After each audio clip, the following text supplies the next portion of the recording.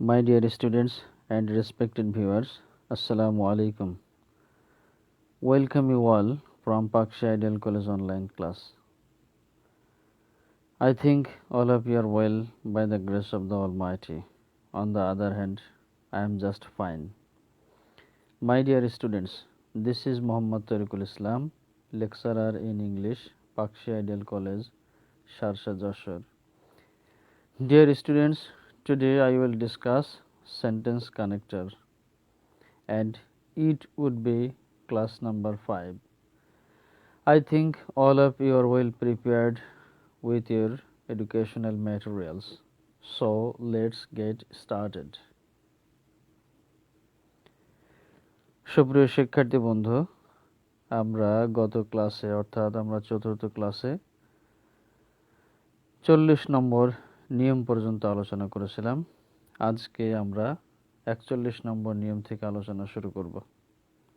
তোমরা খেয়াল করো যে সেন্টেন্স কানেক্টরটি 41 নম্বর আছে সেটি হলো অলসো। এটি তাছাড়া অর্থে ব্যবহৃত হয়। তোমরা উদাহরণটি খেয়াল করো, she is beautiful and you also. সে সুন্দর, তাছাড়া তুমিও। শিক্ষার্থী বন্ধুরা, তোমরা আরও একটি উদাহরণ লক্ষ্য করো, তাহলে তোমাদের এটি স্পষ্ট হয়ে যাবে।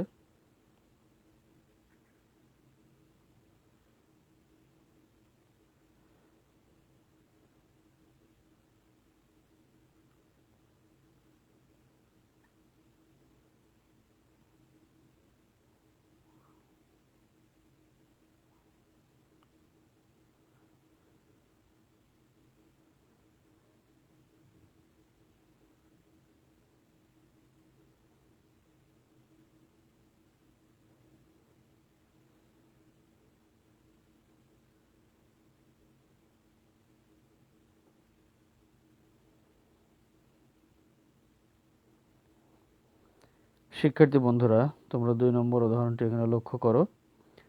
I need more time, I also need more cash. তাছাড়া আমার বেশি নগদ টাকা চাই। অলসো এই শব্দটি অর্থাৎ এই সেন্টেন্স কানেক্টরটি এখানে তাছাড়া অর্থে ব্যবহৃত হয়েছে। আশা করি তোমরা সবাই বুঝতে পেরেছ। তোমরা এভাবে আরও বেশি বেশি বাক্য বাড়িতে প্র্যাকটিস করার চেষ্টা করবে, যাতে প্রত্যেকটি সেন্টেন্স কানেক্টর সম্পর্কে তোমাদের চমৎকার ধারণা জন্মে। সুপ্রিয় শিক্ষার্থী বন্ধুরা, আমরা 42 নম্বর নিয়মে চলে এসেছি। তোমরা খেয়াল করো, 42 নম্বর সেন্টেন্স কানেক্টর হিসেবে যেটা আছে স্টিল অথবা ইয়েট, এই দুটো সেন্টেন্স কানেক্টর একই অর্থে ব্যবহৃত হয়, এখন অর্থে ব্যবহৃত হয়। তোমরা উদাহরণটি লক্ষ্য করো, হি ইজ রিচ স্টিল অথবা ইয়েট হি ইজ আনহ্যাপি। সে ধনী, তবে এখনও সে অসুখী। শিক্ষার্থী বন্ধুরা, আমরা আরও একটি উদাহরণ দিচ্ছি, তোমরা সবাই মনোযোগ সহকারে খেয়াল করার চেষ্টা করো।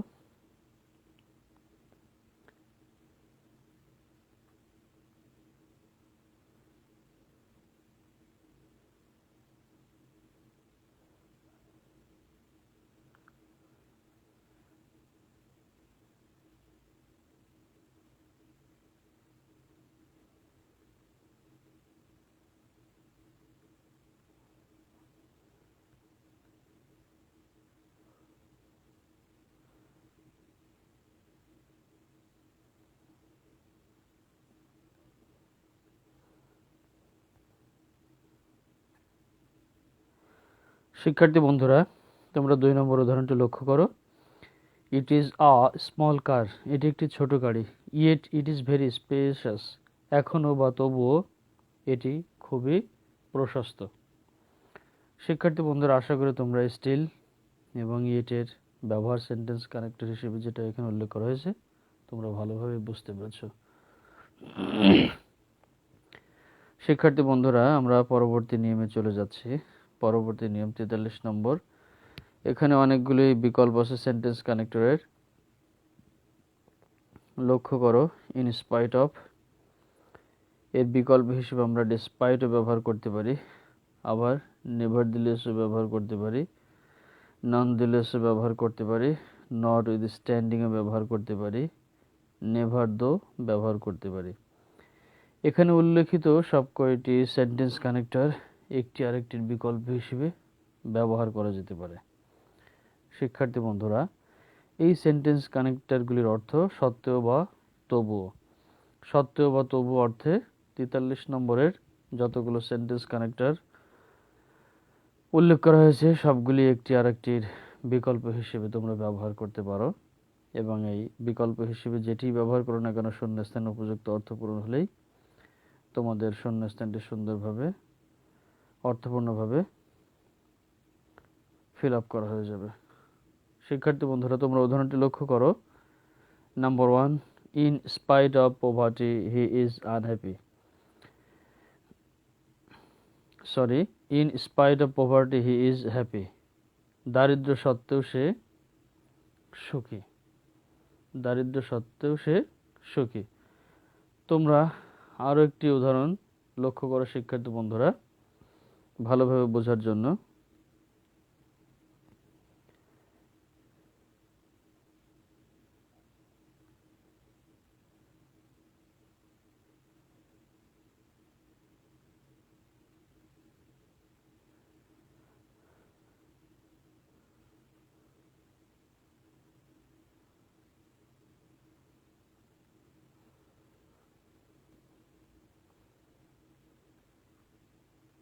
শিক্ষার্থী বন্ধুরা, তোমরা 2 নম্বর উদাহরণটি লক্ষ্য করো।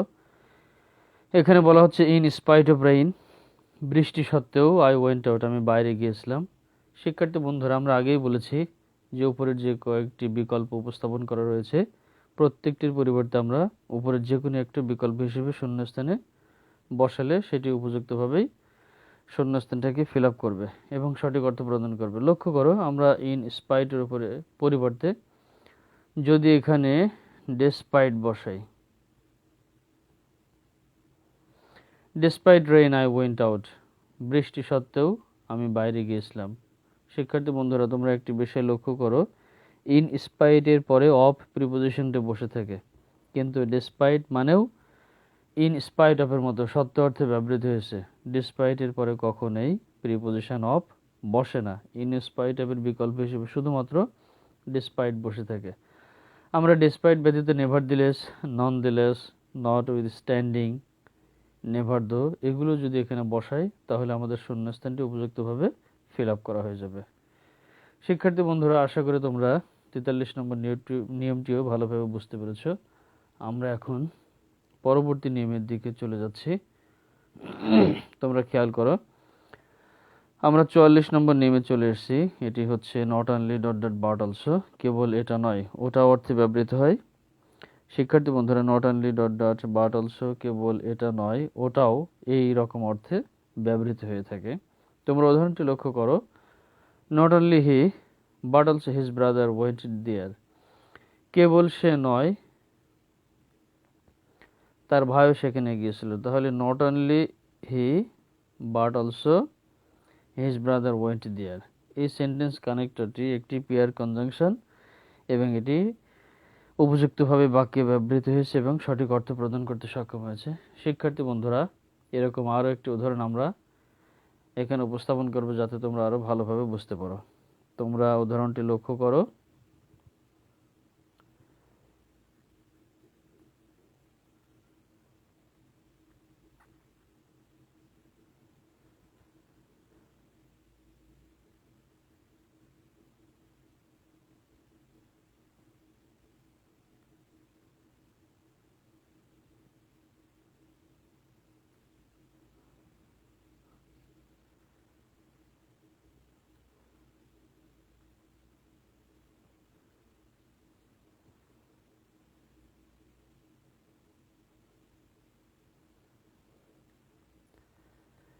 সুপ্রিয় শিক্ষার্থী বন্ধুরা, তোমরা এখানে খেয়াল করো, he is weak not only in English but also in Bangla. সে কেবল ইংরেজিতে দুর্বল নয় বাংলায়ও, অর্থাৎ সে কেবল ইংরেজিতে দুর্বল নয় বাংলায়ও দুর্বল। আশা করি তোমরা নিয়মটি বুঝতে পেরেছো। শিক্ষার্থী বন্ধুরা, তোমরা এভাবে আরও বাসায় প্র্যাকটিস করতে থাকবে এবং এই সেন্টেন্স কানেক্টরগুলো দিয়ে তোমরা নিত্য নতুন বাক্য তৈরি করা প্র্যাকটিস করবে, তাহলে তোমরা এগুলোর সঠিক ব্যবহার সম্পর্কে শিখতে পারবে। শিক্ষার্থী বন্ধুরা, আমরা এখন পরবর্তী নিয়মের দিকে চলে যাচ্ছি। আমাদের পরবর্তী নিয়ম 45 নম্বর, আয়দার ডট ডট অর, দুটি যে কোনো একটির বিকল্প হিসেবে আয়দার ডট ডট অরকে আমরা সেন্টেন্স কানেক্টর হিসেবে ব্যবহার করে থাকি। শিক্ষার্থী বন্ধুরা, তোমরা উদাহরণটি লক্ষ্য করো। Rahim will buy either a book or a pen. Rahim হয় একটি বই অথবা একটি কলম কিনবে। অর্থাৎ রহিম এই দুটি বিকল্পের যে কোনো একটি কিনবে, হয় একটি বই কিনবে অথবা একটি পেন। দুটি বিকল্পের যে কোনো একটি গ্রহণ করা অর্থে আমরা সাধারণত আয়দার ডট ডট অর ব্যবহার করে থাকি। শিক্ষার্থী বন্ধুরা, এই বিষয়টি আরও পরিষ্কার হওয়ার জন্য তোমাদের সামনে আরও একটি উদাহরণ উপস্থাপন করছি। তোমরা লক্ষ্য করো।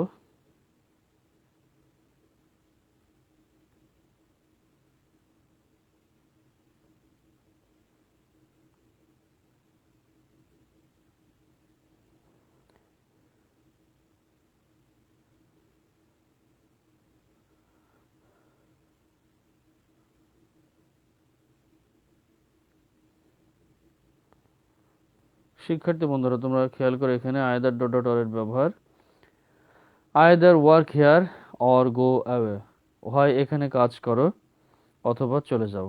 দুটি যে কোনো একটি বিকল্প গ্রহণ করা হয়, এখানে কাজ করো অথবা চলে যাও। তার মানে হয় কাজ করতে হবে অথবা চলে যেতে হবে, দুটি যে কোনো একটি করতে হবে। শিক্ষার্থী বন্ধুরা, আমি আশা করি তোমরা সবাই আয়দার ডট ডট অর এর ব্যবহার আয়ত্ত করতে পেরেছো। শিক্ষার্থী বন্ধুরা, তাহলে আমরা পরবর্তী নিয়মের দিকে অগ্রসর হচ্ছি। নিয়ম 46 নাম্বার, নাইদার ডট ডট নর, দুটির একটিও না। নাইদার ডট ডট নর দুটির একটিও না অর্থে ব্যবহৃত হয়। তোমরা উদাহরণ লক্ষ্য করো। শি উইল বাই নাইদার এ বুক নর আ পেন।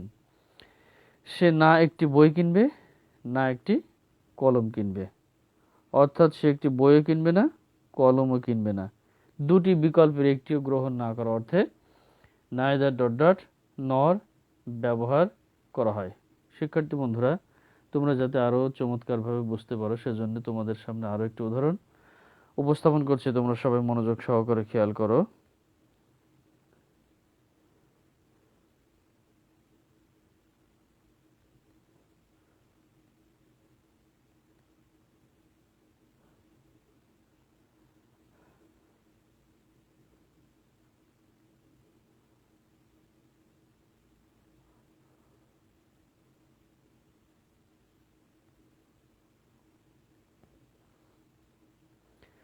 সুপ্রিয় শিক্ষার্থী বন্ধুরা, তোমরা 2 নম্বর উদাহরণটা খেয়াল করো।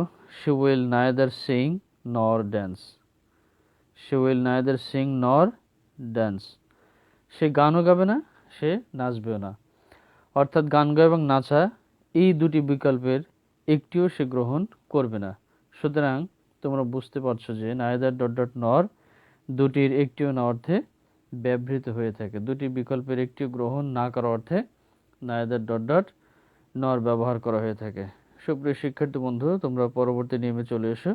আমাদের পরবর্তী নিয়ম 47 number, both dot dot and. তোমরা সবাই জানো বোথ ডট ডট এন্ড এই সেন্টেন্স কানেক্টরটি উভয় অর্থে ব্যবহৃত হয়ে থাকে। তোমরা সবাই উদাহরণ লক্ষ্য করো।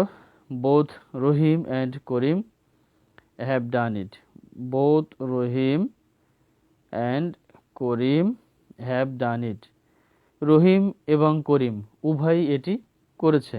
অর্থাৎ তাহলে বোথ ডট ডট এন্ড এখানে উভয় অর্থে ব্যবহৃত হয়েছে এবং এই ব্যবহারটি সঠিক হয়েছে। শিক্ষার্থী বন্ধুরা, বোঝার সুবিধার্থে আমি আরও একটি উদাহরণ তোমাদের সামনে উপস্থাপন করছি।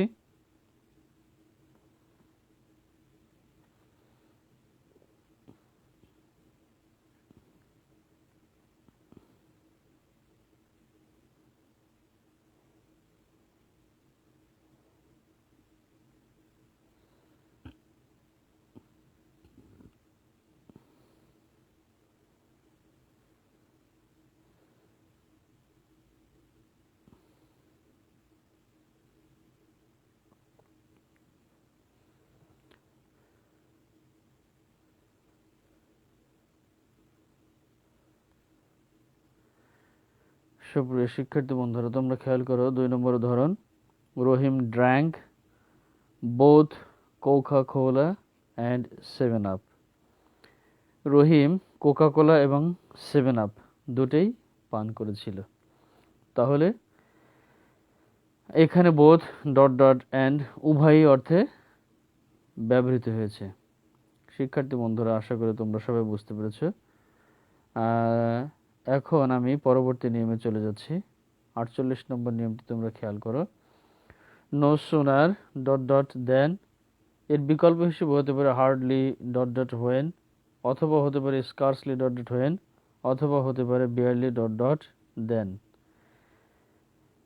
এই প্রত্যেকটির অর্থ করতে না করতেই, হতে না হতেই, যেতে না যেতেই ইত্যাদি এই টাইপের বা এই ধরনের অর্থ এগুলো ব্যবহার হয়ে থাকে। শিক্ষার্থী বন্ধুরা, তোমরা 1 নম্বর উদাহরণটি লক্ষ্য করো সবাই, তাহলে বুঝতে পারবে।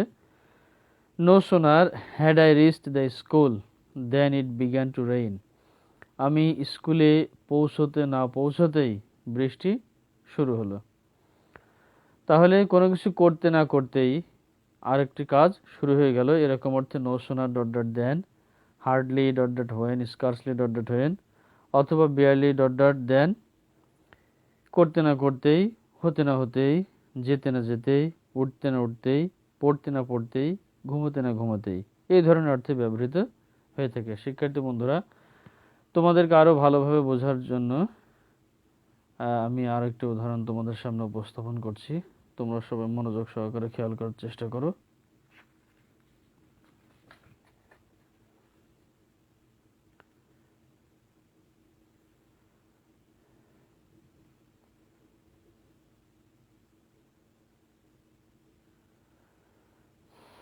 দুই নম্বর উদাহরণ।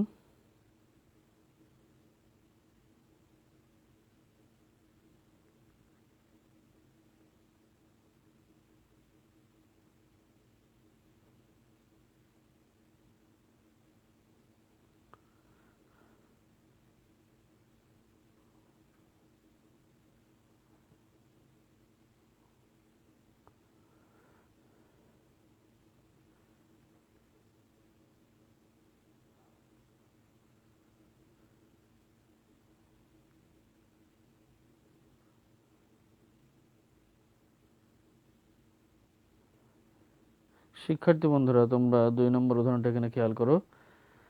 No sooner had I closed my eyes, আমি আমার চোখ বন্ধ করতে না করতেই, দেন আই ফেল অ্যাসলিপ, আমি ঘুমিয়ে পড়লাম।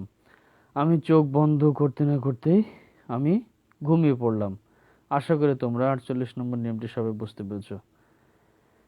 শিক্ষার্থী বন্ধুরা, আমরা পরবর্তী নাম্বারে চলে আসছি। আমাদের পরবর্তী number as dot dot as অথবা সো ডট ডট অ্যাজ, এবং এটি হচ্ছে আমাদের সেন্টেন্স কানেক্টরের সর্বশেষ রুল। এই নিয়মটির মাধ্যমে আমাদের সেন্টেন্স কানেক্টরের সমস্ত রুলগুলো শেষ হয়ে যাচ্ছে। শিক্ষার্থী বন্ধুরা, অ্যাজ ডট ডট অ্যাজ এটি সমমাত্রায় মতো অর্থে ব্যবহৃত হয়, এবং so dot dot as negative অর্থে, অর্থাৎ সমমাত্রায় মতো নয় এমন অর্থে ব্যবহৃত হয়। শিক্ষার্থী বন্ধুরা, তোমরা 1 নম্বর উদাহরণ খেয়াল করো। She is as beautiful as a flower, সে ফুলের মতো সুন্দর। তাইলে এখানে সমমাত্রায় মতো মনে হচ্ছে, ফুল যেমন সুন্দর সেও তেমন সুন্দর, অর্থাৎ সে ফুলের মতো সুন্দর, সমমাত্রায় সমান মনে হবে। শিক্ষার্থী বন্ধুরা, সমমাত্রায় মতো নয় এমন অর্থ বোঝানোর জন্য তোমাদের সামনে আমি আরেকটি উদাহরণ উপস্থাপন করছি। তোমরা খেয়াল করার চেষ্টা করো।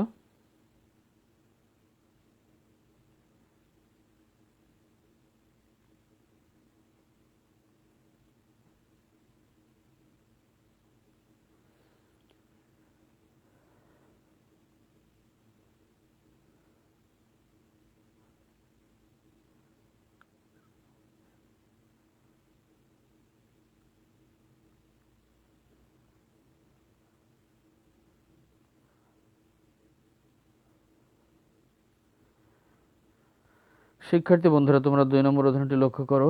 He is not so brave as his friend, সে তার বন্ধুর মতো সাহসী নয়। সমমাত্রা যদি আমরা কম্পেয়ার করি তাহলে সে তার বন্ধুর মতো সাহসী নয়। সুতরাং তোমাদেরকে মনে রাখতে হবে অ্যাজ ডট ডট অ্যাজ সমমাত্রায় মতো অর্থে ব্যবহৃত হবে এবং so dot dot as negative অর্থে অর্থাৎ সমমাত্রায় মতো নয় এমন অর্থে ব্যবহৃত হবে। শিক্ষার্থী বন্ধুরা, আমি আশা করি তোমরা নিয়মটি ভালোভাবে বুঝতে পেরেছ। তোমাদের প্রতি একটাই কথা থাকবে, সেটা হচ্ছে যে নিয়মগুলো আমি তোমাদেরকে পর্যায়ক্রমে 5টি ক্লাসের মাধ্যমে শেখালাম বা উপস্থাপন করলাম, সেগুলো হয়তো শেখার সময় তোমরা বুঝতে পেরেছো, কিন্তু যদি তোমরা এই সেন্টেন্স কানেক্টর বা কনজাংশনগুলি দিয়ে বিভিন্ন ধরনের বাক্য তৈরি করতে না পারো, তাহলে তোমাদের শেখাটা স্বয়ংসম্পূর্ণ হবে না। এই জন্য তোমরা যেভাবে তোমাদেরকে আমি শিখিয়েছি সেই আদলেই তোমরা প্রত্যেকটি সেন্টেন্স কানেক্টর দিয়ে বাসায় নিত্য নতুন বাক্য তৈরি করার চেষ্টা করবে। যত তোমরা সুন্দর সুন্দর বাক্য লিখতে পারবে, ততই সেন্টেন্স কানেক্টর সম্পর্কে তোমাদের চমৎকার ধারণা আসবে এবং তোমরা শিখতে পারবে। শিক্ষার্থী বন্ধুরা, আমাদের সেন্টেন্স কানেক্টরের নিয়মগুলো আমরা একে একে সব শেষ করে ফেলেছি। আজ এ পর্যন্তই। পরবর্তী ক্লাসে কোনো বিষয় বা নতুন কোনো টপিক নিয়ে তোমাদের সামনে হাজির হব। ততক্ষণ তোমরা সুস্থ ও সুন্দর থাকবে। তোমাদের সবার সুন্দর স্বাস্থ্য মঙ্গল কামনা করে আমি আজকের মতো এখানে বিদায় নিচ্ছি। আল্লাহ হাফেজ। আসসালামু আলাইকুম রহমতুল্লাহ।